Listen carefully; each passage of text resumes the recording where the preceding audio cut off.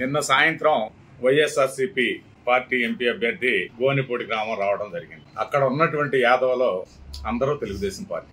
ఎంపరాల నాగయ్య గారింట్లో కూర్చొని ఆ ఇంటి యజమాని ఇంట్లో లేకపోయినా సరే వచ్చేదాకా నేను ఫోన్లు చేసి అరగంట కూర్చొని వచ్చిన తర్వాత నువ్వు గోనిపూడిలో ఉన్నటువంటి యాదవుల మొత్తాన్ని వైసీపీకి ఓట్లేపియాలి నాకు అని చెప్పేసి అతని మెడలో బలవంతాన కండవాలేసి వెళ్ళటం జరిగింది. దాన్ని వెంటనే వాళ్ళు నాకు ఫోన్ చేశారు, అన్నా ఈ విధంగా జరిగింది, మా తప్పు మాత్రం లేదన్నా, ఆయన వెంట మేము బాలేదు, మా ఇంటికి వచ్చి కూర్చొని ఈ విధంగా చేసిపోయాడని చెప్పడం జరిగింది. అయితే ఈ రోజు అదే గ్రామం నుంచి యాదవులు మొత్తం నర్సరావుపేట రావడం జరిగింది. కృష్ణదేవరాయలు గారు, అరవింద్ బాబు గారు ఆధ్వర్యంలో మరి ఎవరికైతే రాత్రి కండవాలు కప్పాడో వాళ్ళకి మళ్ళీ తిరిగి మేము తెలుగుదేశం పార్టీ కండవాలు కప్పి పార్టీలోకి తీసుకోవడం జరిగింది. అనిల్ కుమార్ గారికి నేను ఒక్కటే చెప్తున్నా, నువ్వు నర్సరావుపేట ప్రాంతానికి చేసింది ఏమీ లేదు. నువ్వు నెల్లూరులో తంతే ఎడొచ్చి పడ్డావు, అక్కడ పనికిరాని శతం తీసుకొచ్చి ఇక్కడ వేసావు. నువ్వేదో మీసాలు మేలేస్తున్నావు, తొడగొడుతున్నావు. నువ్వు ఏం చేసావని మీసం మేలేస్తున్నావు, నువ్వు ఏం చేసావని తొడగొడుతున్నావు. నువ్వు గాని సక్రంగాని నీకు నీటిపారుదల శాఖ మంత్రి ఇచ్చారు, అది గాని సక్రంగా గాని చేసినట్లయితే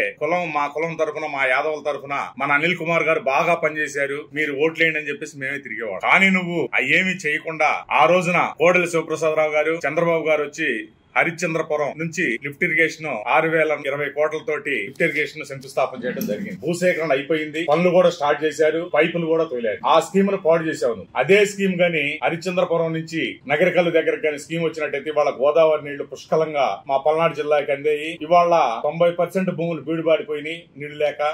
అదే నీళ్లు గాని వచ్చినట్లయితే వాళ్ళ సస్యశ్యామలంగా ఉండేది, రైతులకు ఎంతో ఉపయోగపడేది. నువ్వు భారీ నీటిపారుదల శాఖ మంత్రిగా చేసి నువ్వు చేసింది ఏమీ లేదు. సరే, అది పోతే పోయింది.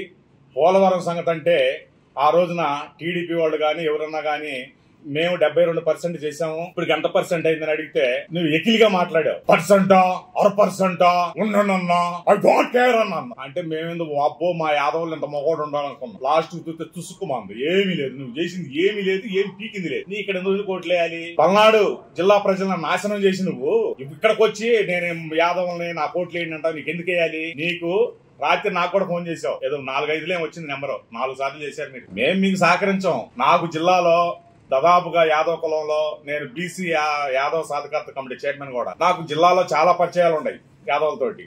ఎక్కడ కూడా నువ్వు ఎక్కడ ఏలు పెడితే నీ ఏలు నాకు అంతవరకు తీసేయడానికి నేను సిద్ధంగా తిరుగుతాను.